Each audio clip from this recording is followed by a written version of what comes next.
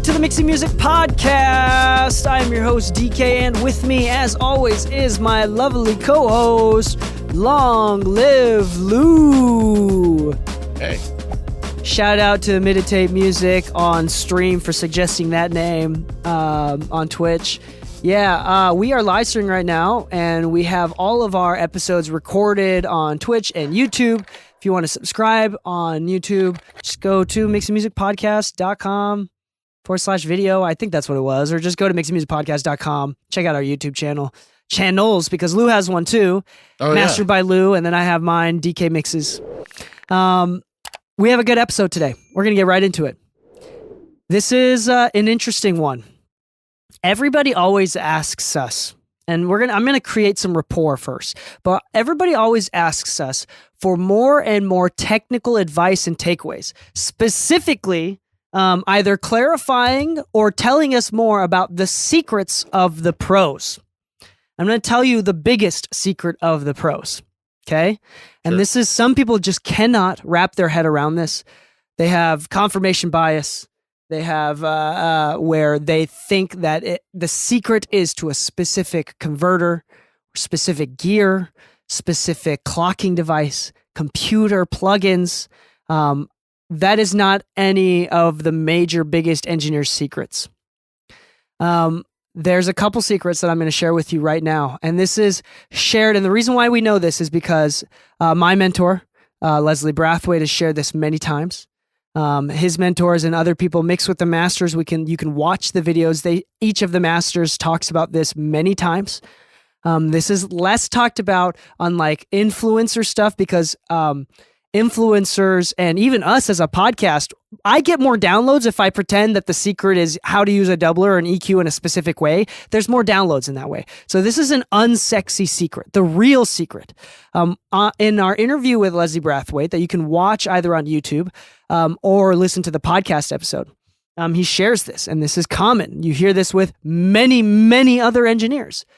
The unsexy secret and truth for good mixes is not the gear, not the computer, not going out of the box, not analog, but it's being so well practiced and so comfortable mixing that you mix emotionally.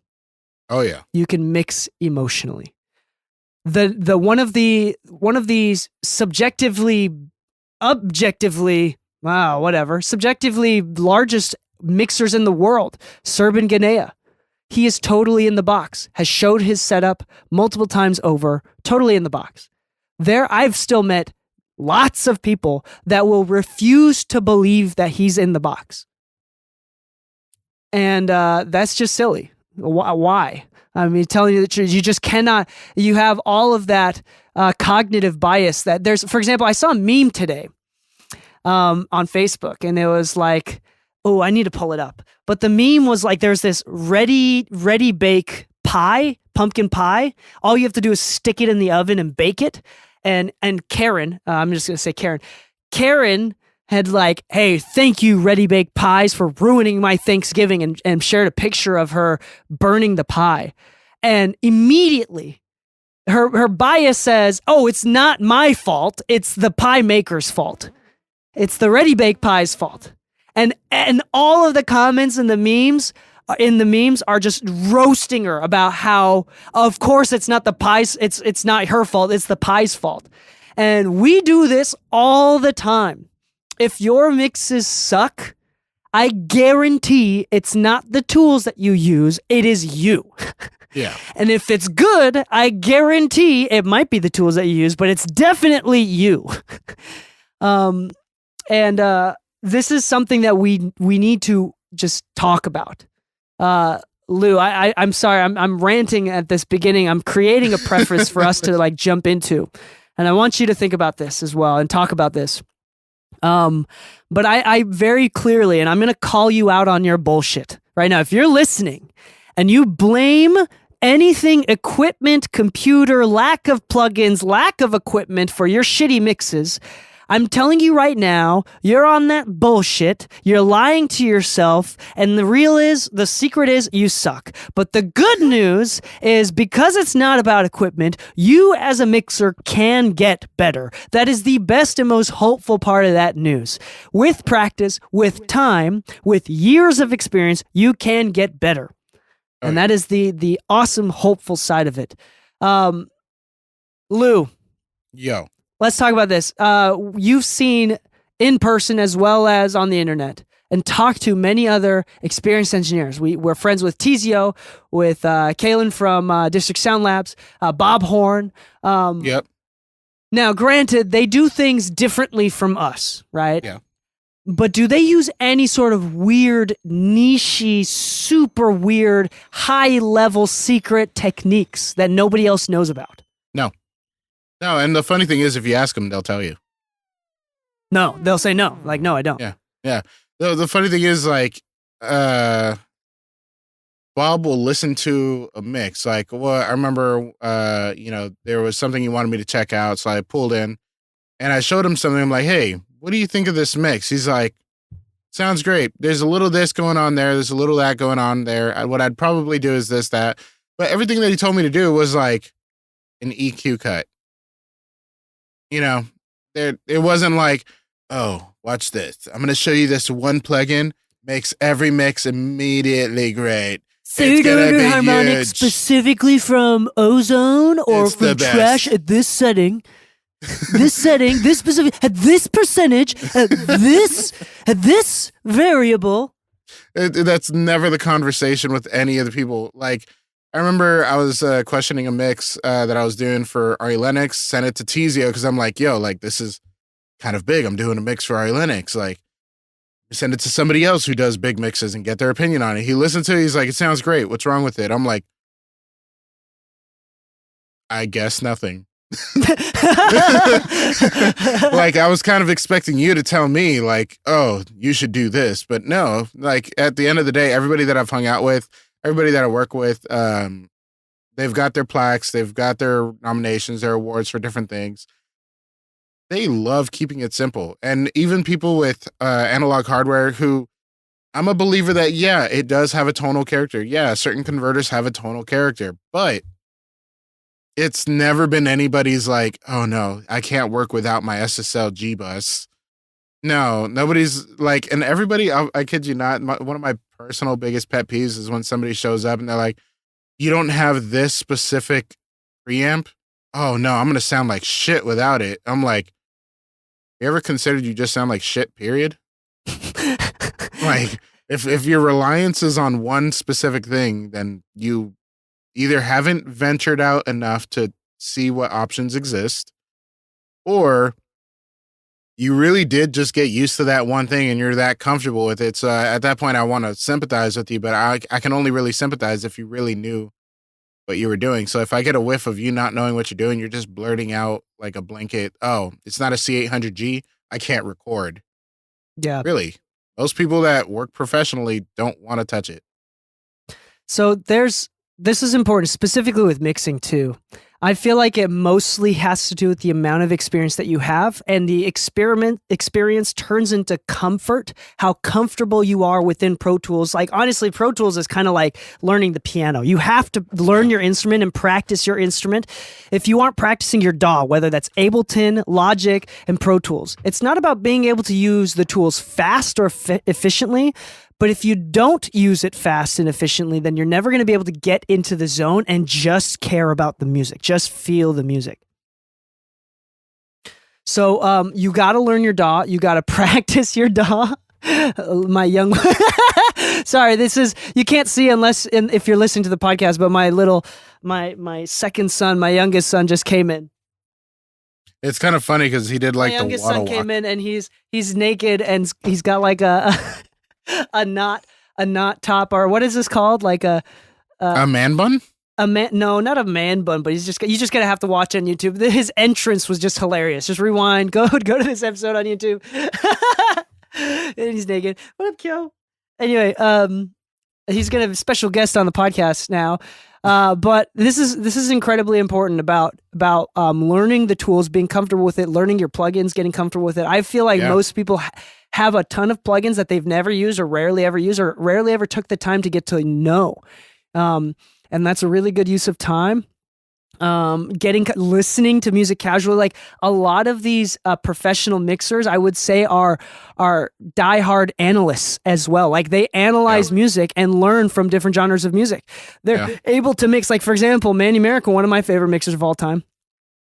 He's able to mix John Mayer to sound like warm, like John Mayer wants. Like that's perfect for John Mayer, but then can turn around and make Post Malone slap. And then the most recent Kendrick album, like that's like, he's so flexible.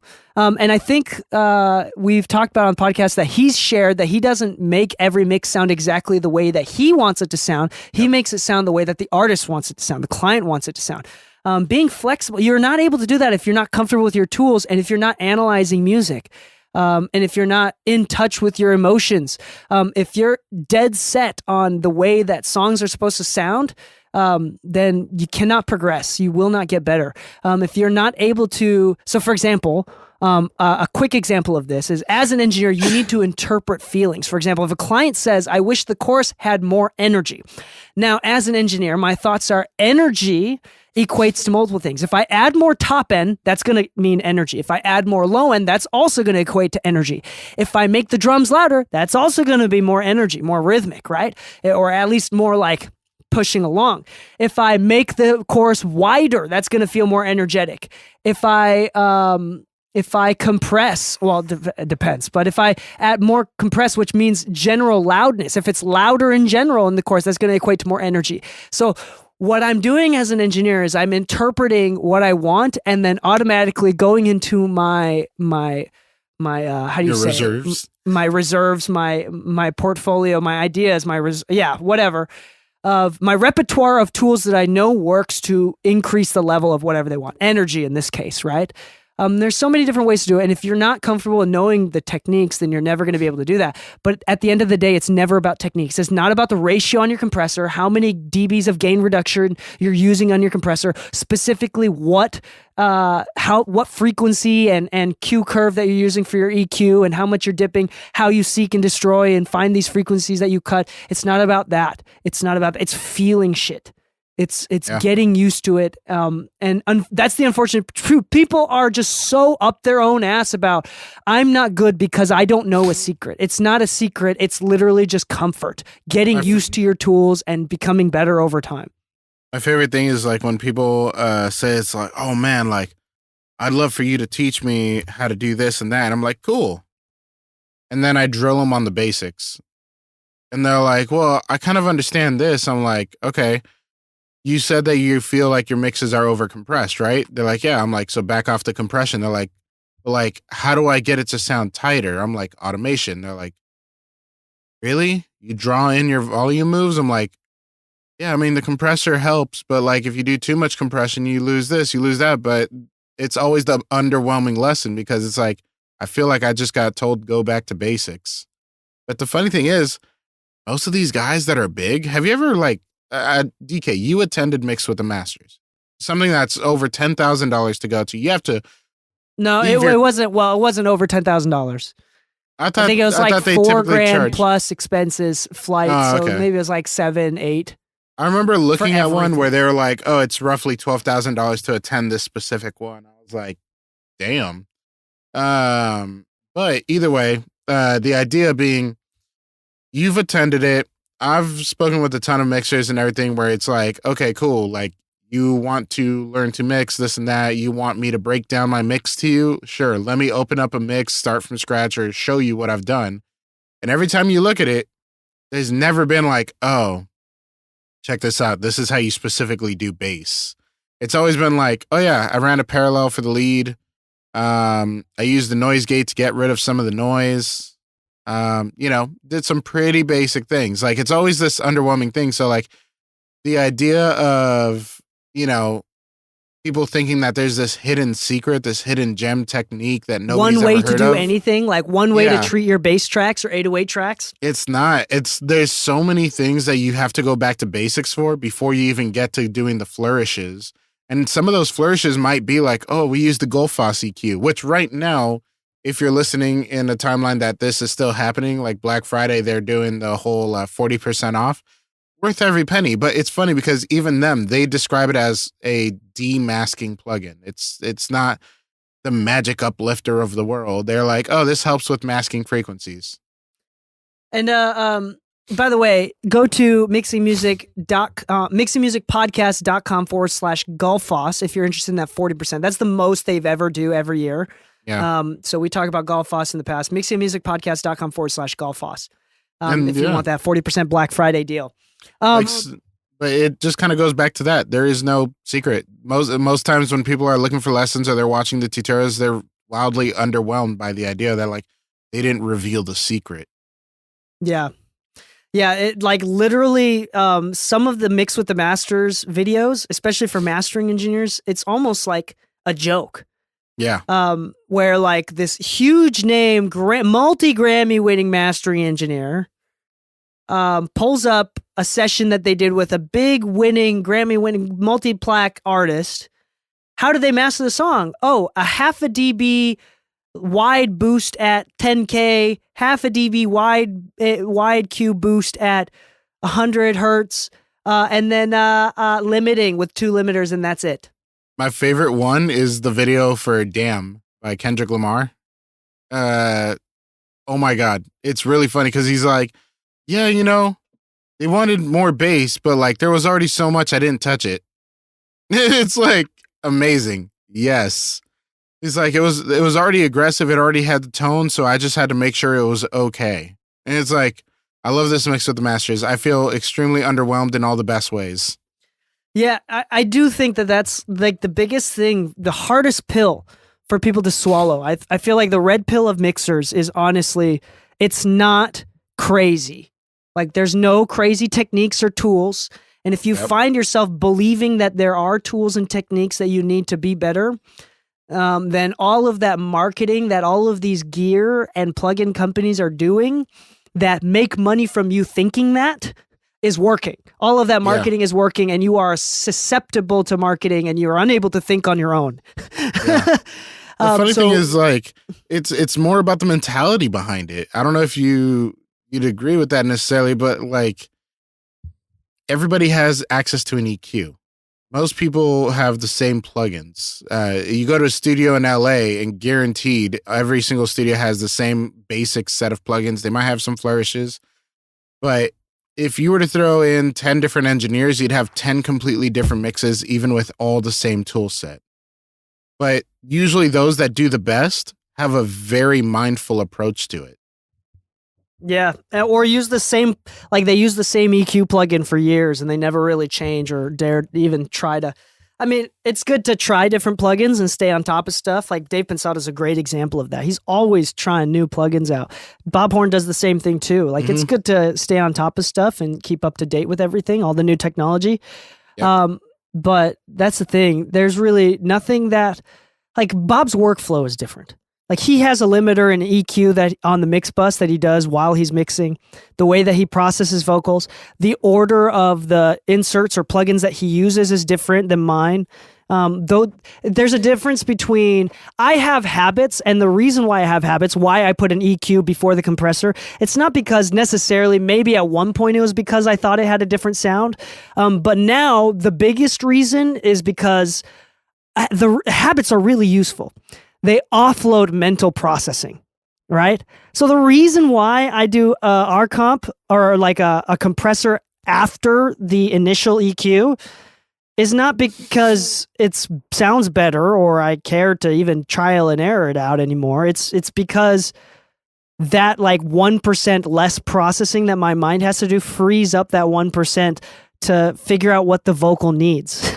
Yeah. So it's like now I'm doing like I have habits, and we should also create habits to make efficient, like to become more efficient. We shouldn't do crazy like R bass on every single R like bass. No, that's not a thing. Because there's many times where I don't use a compressor or an EQ on the vocal at all. Yeah. So the habit, like my habit of putting a compressor after the EQ, doesn't even matter at that point. It's like, it's like also being aware enough that I don't need this stuff. And if you're either stuck doing the same thing every single way, or like you think that the vitamin is the secret from Waves for 808s, and that's going to work every single time, you're fooling yourself. And that might be, it might work from time to time. It might work a majority of the time, but you have to also be aware enough to know that doesn't work every single time. Nothing works every single time. Mixing is truly the art of making all of the tracks sound good together. So, not everything works well together with the same tools and settings every single song. Yeah, it's true. It's absolutely true. It's funny because like Alex Toomey is famously known for giving people credits in mixing if they're the recording engineer, if it was recorded and prepped well enough. That's kind of the funny thing. It goes back to the basics, to where he's like, yo, I barely had to do any mixing on the vocal because it was recorded and sent to me so well that I didn't have to touch it. And being able to recognize it. Yeah. He'll give people assistant engineer credits for the mixing stage if they recorded it well enough. But that's an extremely powerful tool to have access to. Not Alex Toomey himself, but rather the mindset of recognizing when something needs something and when something doesn't. And that's actually kind of a big Lester does that. I noticed that if he gets tracks, Lester Mendoza, who books our studio all the time for mixing and everything, he's an extreme minimalist when it comes to processing and everything. He listens to something, he's like, okay, it needs a little tweak here, needs a little tweak there, but like this sounds good. Like overall, it sounds good. It might need some tweaks, but it doesn't need, 10 plugins on the channel. It might need one, maybe none. Amen. This is a short episode. Before we go on, I'm going to talk about our sponsors. Mix Music Podcast is sponsored by the Mix Music Podcast. If you like the content and want to hear more technical content about mixing, mastering, songwriting, production, you can go to mixingmusicpodcast.com/exclusive and sign up for our exclusive episodes that release every Wednesday and Thursday. So, which makes, if you want, 3 times the amount of episodes. So then you get 3 episodes a week instead of just 1 episode a week. That's $4 a month or $40 a year. Hosted by Braden Flint from @Flint Mastering, if you want to look him up. And then it's really, really great content. Totally technique focused. And he gives out homework every single episode. Talks about techniques and stuff like that. It's really, really useful. I hope that... I really do think that it's one of the most helpful segments of the podcast. So I appreciate Braden for doing that. Once again, that's mixingmusicpodcast.com/exclusive. All right. Also, if you're looking to book studio time, rent studio time in the Los Angeles area, we are located in North Hollywood. Lou and I co-own a studio called In the Mix Studios, and that is located in North Hollywood. If you're interested in that, go to inthemixstudios.com or call or text 323-404-7770 to get in touch with our booking manager, who at the time actively working is Lou. So if Lou picks up, that's who that is. Mention that you listen to the podcast. We'll give you a discount for the studio time. If you're looking to hire for mixing and or mastering, you can also DM @MasterByLou or me @DK Mixes. And more than if you mention that you listen to the podcast, I'm sure that we can do some sort of discount for you as well for those services. Anyway, the last thing that I want to keep going. There's very little to talk about with this topic. It's pretty straightforward. But the big points that I wanted to make is don't be fooled by these marketing, these plugin companies, the outboard gear, these content creators that say the secret is something technical. It's not. It never is, and it never will be. Take responsibility for your own skill or lack of skill. And again, the hopeful part about this news is that you as a mixer can get better. So this is just a really great thing. Lou, what are some ways that you think people can practice to get better? There's ways I can think of that are somewhat limited, which is if you don't have monitors, obviously it's hard to just sit in front of your monitors and listen to music for hours, which we'd all love to do. Let's be honest. Like, we all have a limited amount of time in the day. So I'm sure some people are working all the way until late night. So they don't really want to wake up their family to do it. So they only have a couple days out of the week that they can do this. But use whatever you're referencing on as daily headphones for a while or something. You know, like if you have some nice headphones that you bought, like a lot of people have the Audio-Technica ATH M50Xs or X2s or whatever series they're on now.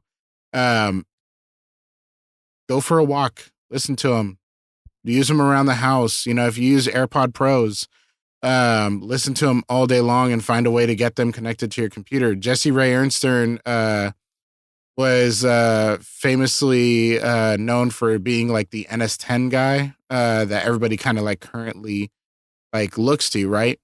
But the funny thing is, he says it all the time. He's like, I've used NS10s for so long. They're what I know. I like them. I think they're great. But then you talk to other people that are like, they sound like shit. I hate them. I don't know why anybody uses NS10s. Just get used to what you like. Get used to what you have.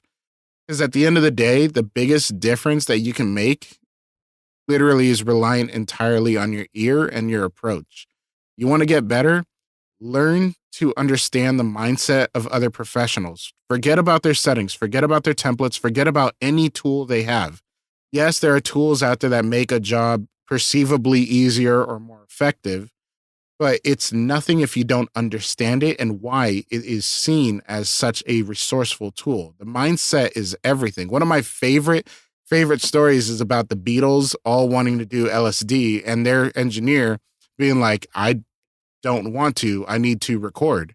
I need to be effective. So what did he do? He pretended to take the LSD. So he prepped every mic in the studio, made sure that the studio was available, open energy, made sure everything could go perfect. If somebody randomly started playing the piano, he could record that piano on the spot and have mics ready. So he set up like 40, 50 microphones around the studio and all of them were ready to record to tape.